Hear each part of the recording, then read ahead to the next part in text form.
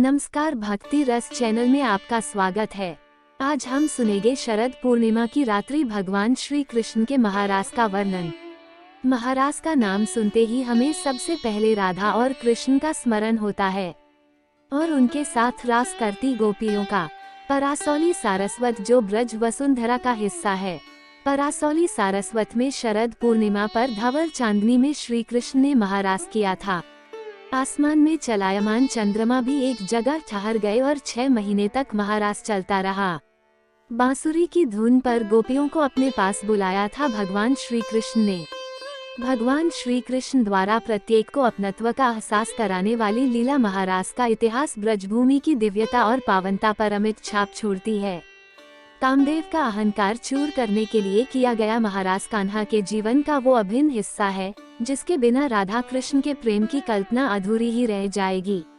दिव्य स्थलों से सजी ब्रज वसुंधरा का हिस्सा परासौली सारस्वत कल्प की वही पवित्र भूमि है जहां प्रभु ने गोपियों के साथ 6 महीने की रात्रि का निर्माण कर महारास रचाया।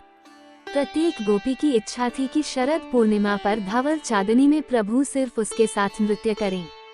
एक रूप में गोपियों की इच्छा पूर्ण न होते देख श्री कृष्ण ने गोपियों की गिनती के अनुसार ही रूप धारण किए और सभी को अपने सानिध्य का एहसास कराया। बाकी सभी लीलाओं को रास का नाम दिया जाता है, जबकि सिर्फ इसी लीला को महारास की पदवी प्राप्त है। क्या कहते हैं इतिहास के पन्ने। ब्रजभूमि यानी राधा कृष्ण के प्रेम की परिभाषा। यूं तो प्रेम को शब्दों की सीमा में नहीं बांधा जा सकता, बस इसके एहसास को छूने का प्रयास किया जाता है। ब्रज का इतिहास प्रेम के रंग से सराबोर है। महारास प्रेम का उच्चतम और पवित्र शिखर है, जहां कई आत्माओं के एक दूसरे में समाहित होकर भी कामदेव विजय प्राप्त नहीं कर सके। दिव्य स्थलों से सजी ब्रज वसुंधरा का हिस्सा परासौली वही पवित्र भूमि है जहां सारस्वत कल्प में भगवान श्री कृष्ण ने गोपियों के साथ 6 महीने की रात्रि का निर्माण कर महारास रचाया। गोवर्धन से भरतपुर मार्ग पर 2 किमी दूर स्थित परासौली महारास स्थली के साथ ही महाकवि सूरदास की साधना स्थली के रूप में भी विख्यात है। ब्रज की प्रत्येक गोपी कन्हैया का सामीप्य पाने की चाहत रखती हैं। भक्तों की प्रत्येक अभिलाषा पूर्ण करने वाले भक्त वत्सल भगवान रास विहारी ने उनकी मनोदशा समझकर सभी गोपियों को बांसुरी की मधुर तान छेड़कर परासौली में एकत्रित किया। बांसुरी की धुन से आकर्षित होकर गोपियां घर बार त्याग कर रासमंडल में टेढ़ी टांग पर खड़े कान्हा के पास पहुंच गईं। प्रत्येक गोपी की इच्छा थी कि शरद पूर्णिमा पर धवल चांदनी में श्याम सुंदर सिर्फ उसके साथ नृत्य करें। ये प्रसंग श्रीमद् भागवत जी के 10वें स्कंद के 29 से 33वें अध्याय तक वर्णित है, जिसको रास पंचाध्यायी के नाम से भी जाना जाता है। प्रसंग में वर्णन आता है कि गोपियों के रास मंडल में इकट्ठा होने के बाद भगवान श्री कृष्ण 10 श्लोक में वेद मर्यादा का उपदेश देते हैं। गोपियां अपने प्रेम को परिभाषित करने के लिए 11 श्लोक में श्री कृष्ण की बात को खंडन कर रास प्रारंभ करने का अनुरोध करती हैं। श्री कृष्ण गोपियों के साथ रास प्रारंभ करते हैं।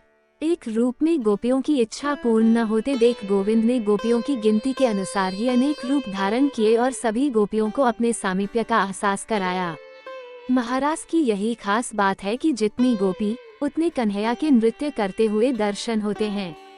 रास के समय उन्मुक्त होकर नृत्य करती गोपियों को अपने वस्त्र और आभूषण की सुध नहीं रही तो कन्हैया कभी किसी गोपी को ओढ़नी उड़ाते तो किसी की पायल बांधते। ये देख गोपियों को सौभाग्य का अहंकार आ गया। अहंकार चूर करने वाले श्री कृष्ण अहंकार देख रास के मध्य से श्री राधा रानी के साथ अंतर ध्यान हो गए। गोपियां उस विरह की अवस्था में मृत प्राय सी हो गई। समयानुसार अपने को संभाल पागलों की तरह कन्हैया को इधर उधर खोजने लगी। कभी पेड़ पौधों से तो कभी जीव जंतुओं से कान्हा का पता पूछती। खोजते समय उन्हें राधा रानी मिल गई। राधा रानी के समझाने पर गोपियों ने राधा रानी के साथ कन्हैया को दोबारा बुलाने की अभिलाषा से यमुना जी के किनारे एक गीत गाया, जो भक्ति के क्षेत्र में गोपी गीत के नाम से जाना जाता है। ये गीत श्रीमद् भागवत जी के 10वें स्कंद के 31वें अध्याय में है। गीत गाने के बाद भी कन्हैया नहीं आए तो असहाय गोपियां रोने लगी और भगवान रास विहारी से गोपियों की यह अवस्था देखी नहीं गई तथा श्री कृष्ण ने आकर दोबारा जल रास, वन रास, स्थल रास किया। शरद पूर्णिमा पर महारास स्थली को विशेष रूप से सजाकर पर्व मनाया जाता है। महारास लीला कोई साधारण लीला नहीं है। विद्वान आचार्य इसको काम विजय लीला के नाम से भी परिभाषित करते हैं। कथा के अनुसार कामदेव भरसक प्रयास करने के बाद भी गोपियों से घिरे श्री कृष्ण के मन को चलायमान नहीं कर सके। ठहर गए थे चंद्रदेव। महारास के दौरान भगवान श्री कृष्ण की आभा ने तीनों लोकों को मुग्ध कर दिया। ऋषि मुनियों ने श्रीमद् भागवत का उल्लेख करते हुए बताया कि महारास की दिव्यता को देखकर समय ठहर गया। वहीं चंद्रमा भी अपने स्थान को नहीं छोड़ पाए, रात्रि ढलने का नाम नहीं ले रही थी। 6 महीने तक चंद्रमा अपने स्थान से एकटक महारास को निहारते रहे। चंद्रमा के द्रवित रस से ही पारासौली में चंद्र सरोवर का निर्माण हो गया। वाराह पुराण में पारसौली का परस्पर वन नाम उल्लिखित है। गर्ग संहिता में चंद्र सरोवर का विशेष महात्म्य बताया गया है। जब गोपिका बन गए भगवान शिव, भगवान श्री कृष्ण के महारास को देखने के लिए भगवान शिव भी स्वयं यहाँ आए, लेकिन पुरुष होने की वजह से गोपियों ने भगवान शिव को दरवाजे पर ही रोक दिया। उन्हें ये कहकर लौटा दिया गया कि यहाँ सिर्फ गोपियाँ ही इस महारास में सम्मिलित हो सकती हैं।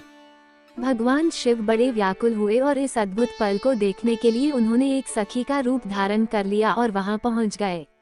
भगवान शिव का यही रूप गोपेश्वर कहलाया। बलभद्र ने पर्वत से देखा महारास। बलभद्र कान्हा से बड़े होने के कारण महारास में शामिल हो नहीं सकते थे। बलदाव गोवर्धन पर्वत के ऊपर खड़े हो गए और महारास का दर्शन करने लगे। इसी दौरान किसी गोपी की नजर पड़ी और उसने आवाज लगाई, देखो तो बलदाव खड़े हैं। गोपियां जैसे ही देखने लगी तो बलदाव शेर का स्वरूप धारण कर बैठ गए और सभी भ्रम समझकर फिर रासलीला में लग गए।